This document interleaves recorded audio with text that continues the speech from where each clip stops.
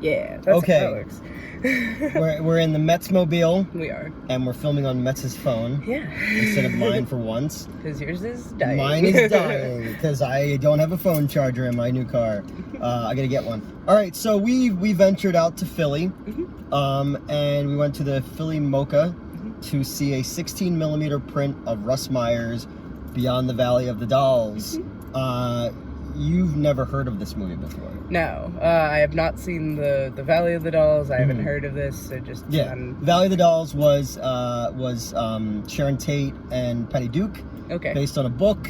I like at the beginning of this one where they're like, "This is not the sequel." Yeah, to there was like a Dolls. little disclaimer. That was great. This movie was written by Roger Ebert of Siskel and Ebert.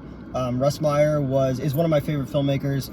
You can tell in it the fast dialogue and the quick editing pacing, like little things like we said, you could fry an egg on the sidewalk and then show the egg and stuff like that. He always has that kind of stuff in his movies, or like when there's sex scenes, like they'll cut to like a train going into a tunnel and stuff. So the Roger Ebert wrote it, Russ Meyer directed it. He was an X-rated drive-in director. He did Lorna and Mudhoney and Faster Pussycat Kill Kill and stuff like that. This is probably his second best known movie. But all I told you going into it was it's melodramatic. Yes, on that purpose. It's not the sequel to a movie I haven't seen. Which is weird because it has Sharon Tate in it, and then the ending is supposed to represent the Tate LaBianca murders as well, right? Because it just gets very violent out of nowhere. But yeah, so what'd you think? Certainly, okay, because I think the first thing I said when we got out was, if you had asked me at the beginning of the movie what the end of the movie was going to be like, I would not have guessed correctly, even with it showing scenes from the end of the movie.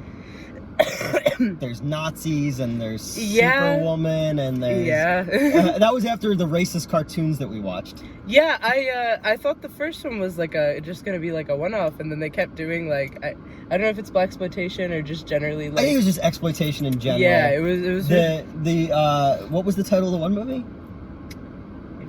If it's the one I think you're asking about, I'm not gonna say it.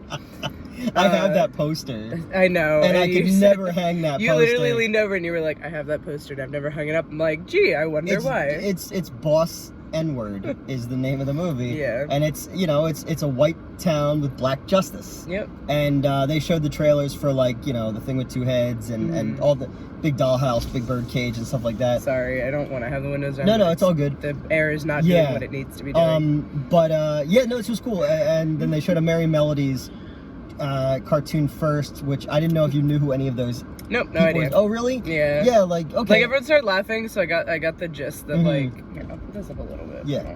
But, as soon as I rolled down my window, I heard, I think, someone screaming, and I was just like... It was supposed to be like, Laurel and Hardy and Katharine Hepburn. Okay. People like that. Yeah, it was like, any like... resemblance to persons living or dead is purely coincidental, and then everyone was laughing. I'm like, okay, so I'm gonna say, so obvious. It's not coincidental. Does anyone help me find my shit?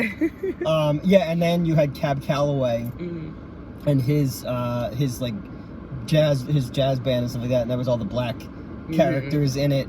But as soon as she got hit in the face with the pie, her face turned black, and then her voice went soulful. I was like, uh-oh, because I don't think I've ever seen that one before. But so it was an interesting evening, and then you get into Beyond the Valley of the Dolls, which is an intentional spoof of soap operas and melodramatic, like down to the music, in certain scenes of that, and you'll go from these tonal shifts of like, I'm in love to I'm having an abortion. Oh my god, yeah, that was wild. And it's about a girl group, the Carrie Nation, who goes out to LA to make it in Hollywood. And they get wound up with Z-Man.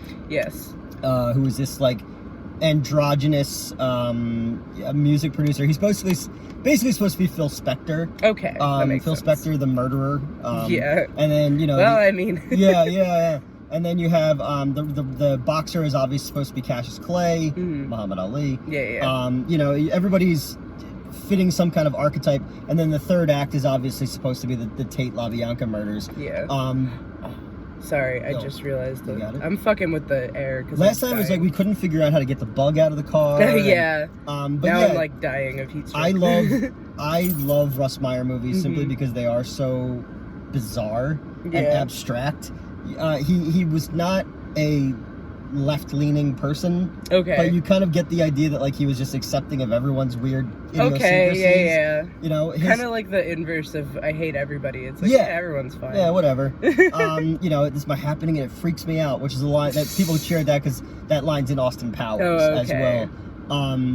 Yeah, I love the way it's shot. I love the way it's cut. I love the bizarre, you know, the dialogue that takes place in the movie, and everyone's playing it straight despite the fact that the movie is so melodramatic. Yeah. Am I gonna get murdered? I don't know what's going on here. We're gonna get killed. Yeah, I don't know. What do you think? What do you think? I'm sorry. It was fun. It was. Yeah. I did enjoy it. I have the soundtrack on vinyl. Of course. The Carrie Nation. Yeah, actually, I loved her voice. That was phenomenal. I think it's interesting because it's, so you said it's like kind of a satire of like the film industry and whatnot. And the music industry. And and the music industry. It just that general concept of like the zeitgeist. Yeah, I'm not sure if I fully got that. Obviously I was just missing things, I think. True love can also cure you of paralysis. Oh, no. It was implied that them killing Z-Man did it. Oh, was it? Okay, I thought it was then the true narration, love. No, because the narration started to be like, you know, what the hell? It was like, in the, like, sacrificing of one life, you know, one life for another, basically. The movie just ends with this bizarre, tacked-on gobbledygook thing where it tells you where everyone's character, like, what their arc was, in case you didn't understand it. It's so funny and so ridiculous. Yeah. Yeah, I don't know. I've always been a big fan of this movie. I've always liked Faster Pussycat more. Faster Pussycat and Lorna both have these amazing opening scenes to them. Like Lorna has, you're going down this like empty kind of desert road, and there's like a preacher standing in the middle of the road. He's like, "Go no further. Beyond here is sin." And then he's like, "Okay, but you have been warned." And he steps aside, and the camera goes past, and the thing in the movie starts. And you know, and I was just like, "This is great." But yeah, I'm a big Russ Meyer fan. I think you can tell that I have a thing for towering women. Oh, shocking! I love the porn star chick in this movie. Oh yeah, she's great, Ashley. Yeah, there's a lot of hot, tall redheads in this movie. Yeah. No, I don't know. I'm really glad I got to see it on the big screen. I've never seen it, even though it's in a movie theater. I've never seen it on the big screen before. And they had a really good turnout tonight too. Which is oh my god, yeah. At one point I saw the guy was setting up additional chairs, and I was like, okay, that's a good sign. Always. But it's weird that this has been kind of a summer of Russ Meyer stuff because last month Joe Bob Briggs came to the Colonial Theater and they did Vixen, which is the movie that got this movie made because it was such a huge hit. That's right. No, you can go ahead all the way. I'm fucking dying. Yeah. And then Faster Pussycat played at the Ambler Theater early in May, I think it was. Okay. And then this, I was like, oh, it's like a lot. I saw Faster Pussycat with you at the Wayne. a while ago. Yeah. Tour of Satana and Haji. I love that movie.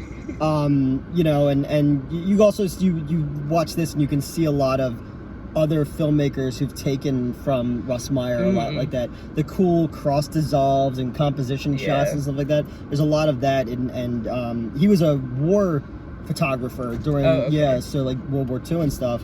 But yeah, it's hot as fuck. It's really hot. I'm sorry. I think that's why I'm not really giving a very good like response. And you don't quite know that this era as well. That's true, yeah. You know, but that's why I said I might be missing some things. I didn't mean like literally missing things. I mean like I feel like there may have been references that I didn't get immediately or, you know. I think it was just more so the idea of I think his movies, I said to you before, I was like, it's a middle finger and a heart on. Yeah. You know what I mean? Yeah, I can definitely he was see obsessed with big tits. That was Russ Meyer's whole thing, was he was obsessed with big tits. And he started out making like nudie cutie movies, which were like The Immoral Mr. T's and stuff like that. He didn't like pornography, but he liked the outside of everything. Okay, you know? yeah. So he had a thing for women with giant tits. He'd like Mondo Topless and all that. And then Beneath the Valley of the Super Vixens and all that kind of stuff. When he was working with Kitten Navidad or whatever her name was. But yeah, no, I've always been a big Russ Meyer fan. I think you can see a lot of the things that I write Yeah. are very much inspired by him. I definitely see the. But even like when you were there. watching the trailers, like yeah, oh, what the fuck was the one? The one I was like, that's just Newt. That's Newt right the there. Women in Cages. Yeah, or the Hot it was Box. the one. Yeah, I think it was the one before Women in Cages. Fucking Big Dollhouse. Big Dollhouse. Yeah. So there's the Big Dollhouse and the Big Birdcage. Mm-hmm. Both directed by Jack Hill. Which then Women in Cages was different. Yeah. And I thought So they went down to the Philippines and just started making these Booty in the Jungle movies. Hey. And it was like, you know, like, well, because Pam Grier is also in Beyond the Valley of Dolls. She's an extra at the party, along with Coleman Francis, the director of Red Zone Cuba and The Beast of Yucca Flats. It's just this bizarre concoction that one of the most well-known film critics of all time wrote. Yeah, and they just made this movie that the studio didn't know what to do with. Like they were just like when you were telling me, when he beheads Jungle Boy Lance Rock, they play the 20th Century Fox theme for a 20th Century Fox movie in a decapitation. Like the studio had no clue what they were getting with this. There was gonna be a movie where Josh Gad played Roger Ebert and Will Ferrell played Russ Meyer, and it was going to be about the making of this movie, and it never got made. And I was like, oh, that would have been fucking awesome, you know, because I could totally see Will Ferrell as Russ Meyer. That's great. Yeah, I think if you're looking at like just a weird piece of it was definitely like art. just a fun, weird movie. Yeah. Like even without knowing that it's like a satirical take on the industries and whatnot. It was just fun to watch. Yeah, it's just the editing and I love that Z-Man speaks in like Shakespearean quotes the entire time. Oh my god, what the fuck was that? I was like, I need to use. It was like "move thine ass" or something. Oh my god, what the fuck was it? I was like, I need to steal that. Or get thine ass in gear. That's what the fuck it was. Oh my god. The other one was like the something of carnal desires, like the visage of carnal desires. I was like, this is great. And then the whole sex scene with the Bentley, and it's just so bizarre the way he edits things and stuff. And nobody else really does that. Yeah. And I love the idea of him convincing a studio to let them make this weird sex movie, and I get good music in it and all that kind of stuff. But yeah, so I'm a big fan of Beyond the Valley of the Dolls. Yeah, we'll call this. We'll end this one here because we're both sweating our asses Sorry, off. I'm like dying. I feel bad that I don't have a lot of input. That's okay. On it, but I'm just glad we came to see it. So I'm glad I got to show this to someone. Yeah, no, that was it was fun. It is bizarre. All right, guys, that's it. Bye.